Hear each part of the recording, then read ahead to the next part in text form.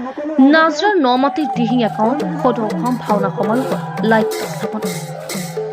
নাজৰা মহকুমাৰ বৃহত্তৰ যুগতলী মৌজাবাসী ৰাইজৰ উদ্যোগত, শিৱসাগৰবাসী ৰাইজৰ সহযোগত আৰু মধ্যা চিগাবাসী ৰাইজৰ আতিথ্যত নমাটি দিহিঙীয়া গাঁৱৰ মহামিলন ক্ষেত্ৰত 28 জানুৱাৰীৰ পৰা 2 ফেব্ৰুৱাৰীলৈকে ছদিনীয়া কাৰ্যসূচীৰে অনুষ্ঠিত হ'বলগা সদৌ অসম ভাওনা সমাৰোহৰ আজি আনুষ্ঠানিকভাৱে লাইট স্থাপন কৰে কইলাপানীৰ আউলদী সত্ৰৰ ডেকা সত্ৰাধিকাৰ দেৱানন্দ দেৱগোস্বামী।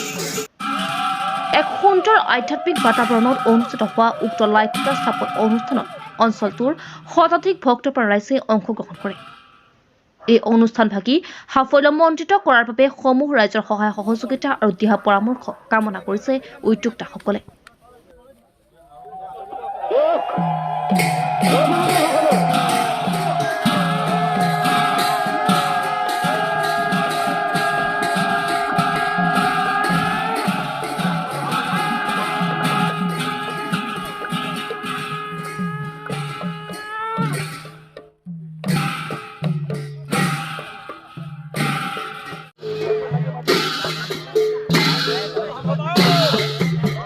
নাজৰাৰ পৰা দিলীপ হাজৰিকাৰ ৰিপৰ্ট, নিউজ ইণ্ডিয়া 12।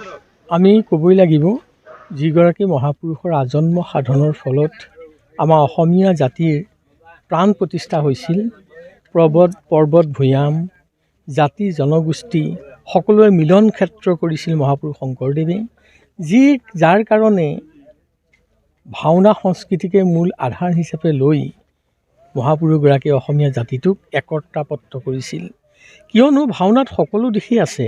ভাওনাত যদি আমি চোৱা যায় নৈতিক শিক্ষা আছে, ভাওনাত যদি চোৱা যায় আধ্যাত্মিক শিক্ষা আছে, ভাওনাত যদি চোৱা যায় সামাজিক শিক্ষা আছে, সংস্কৃতি শিক্ষা আছে। সকলো শিক্ষাৰ প্ৰাণকেন্দ্ৰ হৈছে ভাওনা, যাৰ দ্বাৰা মানৱ জীৱনক ধৰ্মৰ যে জয় অধৰ্মৰ যে পৰাজয়, এই কথাখিনি আমাক সুন্দৰভাৱে ভাওনাই আমাক শিক্ষা দিছে আৰু নৈতিক শিক্ষা দিছে, আধ্যাত্মিক শিক্ষা দিছে, ঈশ্বৰমুখী চিন্তা দিছে। আৰু ভাওনাত এটা কথা মহাপুৰুষজনাই কৈছে যে শুদ্ধই বা অশুদ্ধ তথাপিতো কৃষ্ণৰ নাম, এই সপ্তৰসে নাটকৰ অনুপাম। 7টা ৰসেৰে নাটক সৃষ্টি কৰিছিল। যে যিয়েই নহওক এয়া হৈছে কৃষ্ণ বা ভগৱন্তৰ গুণানুকীৰ্তন, যাক লৈ মানৱ জীৱনৰ আধ্যাত্মিকভাৱে উৎকৰ্ষ সাধন কৰিব পাৰে আৰু সমাজখন একেলগে বান্ধ খুৱাই ৰাখিব পাৰে। ভাওনাত আছে সম্প্ৰীতিৰ বাহক। ভাওনা হৈছে সমন্বয়ৰ বাহক আৰু ভাওনা হৈছে সহযোগিতাৰ বাহক। সম্প্ৰীতি, সমন্বয় আৰু সহযোগিতা নহ'লে এটা জাতিৰ কেতিয়াও জীয়াই থাকিব নোৱাৰে।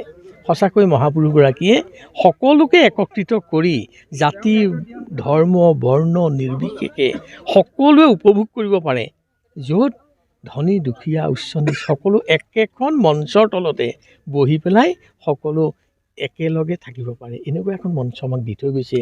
আমি আশা কৰিছোঁ এই নমাটি দিহিঙীয়া গাঁৱৰ ৰাইজৰ যি অসম ভাওনা সমাৰোহ পাতিছে, ইয়াৰ দ্বাৰা যাতে আমাৰ অসমীয়া সমাজৰ যাতে সম্প্ৰীতি অধিক ৰূপে বৃদ্ধি হওক। ইয়াত উপস্থিত থকা সাংবাদিক বন্ধুসকলক আমি প্ৰথমতে আমাৰ নমস্কাৰ জনাইছোঁ, তেখেতসকলক ধন্যবাদ জনাইছোঁ। তেখেতসকলৰ ব্যস্ততাৰ মাজতো আমাৰ ইয়াত আহি তেখেতসকলে আমাৰ বাতৰি সংগ্ৰহ কৰিবলৈ আহিলে। আমি প্ৰথমে তেখেতসকলক আমি সেৱা ধৰিছোঁ। ইয়াৰ পিছতে আমি অনুষ্ঠানভাগী আজি আমাৰ শুভ আৰম্ভণি লাই খুঁটা স্থাপন হৈছে। আপোনালোকে নিশ্চয় দেখিছে।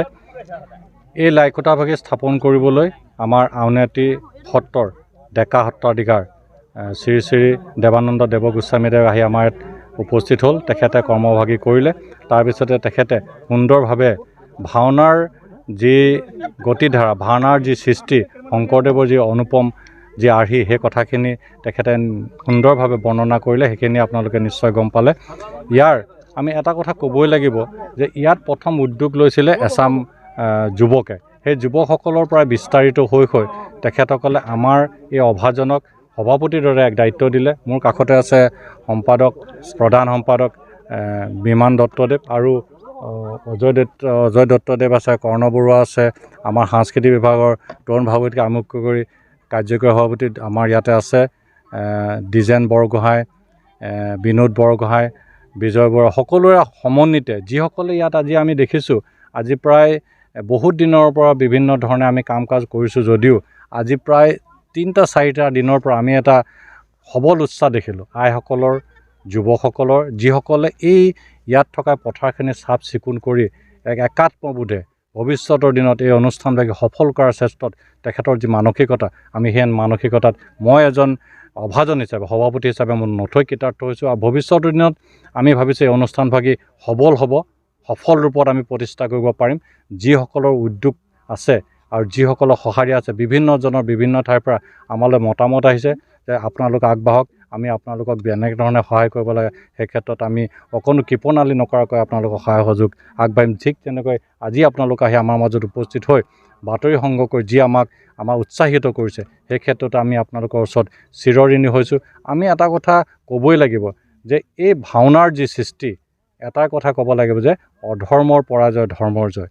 সেই কথাখিনি সাৰোগত কৰি ভৱিষ্যতৰ দিনত আমি ভাবিছোঁ এই অনুষ্ঠানভাগ এই অঞ্চলৰ পৰাই এনেধৰণে প্ৰসাৰিত হওক, এনেধৰণে প্ৰচাৰিত হওক যে যুৱ চামৰ মাজত যি অদ্ভুত ধৰণৰ কিছু কাৰুকাৰ্য সৃষ্টি হয়, সেইবোৰ যাতে নহয়, যে ধাৰ্মিক আৰু সামাজিক দায়বদ্ধ ৰাখি ভৱিষ্যতৰ তেখেতসকলে আগবাঢ়ি যাতে যায়, আমাৰ এই মহামিলন ক্ষেত্ৰই এটা যেন বাৰ্তা কঢ়িয়াওক, তাকে আমি কামনা কৰিছোঁ। কেতিয়াবা আৰম্ভ হ'ব এই সমাৰোহ? আমাৰ 28 জানুৱাৰীৰ পৰা আৰম্ভ হ'ব 2 ফেব্ৰুৱাৰীলৈকে। আজি আমাৰ লাই খুঁটা স্থাপন হৈছে। আমি প্ৰথম দিনা আপোনালোকে হয়তো নিশ্চয় গম পাব, আমি আপোনালোকক প্ৰয়োজন হ'লে একোখনকৈ আমি আমাৰ কাৰ্যসূচী গুহাৰি আপোনালোকক দি পঠাম, যে প্ৰথম দিনাই আমাৰ মাজত আহি উপস্থিত হ'ব যে ইতিবাচক বক্তব্যৰে নেতিবাচক দিশটোৰ চায়ো আমাৰ এজন বিশেষ বক্তা, অসমৰ চিৰপৰিচিত এজন বক্তা নিতুমণি শইকীয়া ডাঙৰীয়া, অসম প্ৰতিদিন টাইমছৰ তেখেত আহি উপস্থিত হ'ব। আমি তেখেতক প্ৰথম দিনা শুভ আৰম্ভণিৰ কাৰণে মাতি আনিছোঁ। আৰু বহুজন তেনেকৈ খলা উদ্বোধনৰ কাৰণে আছে, সাব্যশ্ৰী মহন্ত ডাঙৰীয়া, ডক্টৰ ডাঙৰীয়া, নিৰুপমা বাইদেউ আহিব, জীৱমণি নাথ আহিব। আমি সকলোকে সাঙুৰি লৈছোঁ। শিক্ষা, সাংস্কৃতিক, সাহিত্য, বিভিন্ন ধৰণৰ লোক আমি সামৰি আমি অনুষ্ঠানভাগি আমি দৈনিকভাৱে এটা নিৰ্দিষ্ট সুপৰিকল্পিত আগবাঢ়ি খোৱাৰ ক্ষেত্ৰত আমি আমাৰ মনোনিৱেশ কৰিম বুলি আমি মনতে প্ৰচেষ্টা কৰি ৰাখিছোঁ।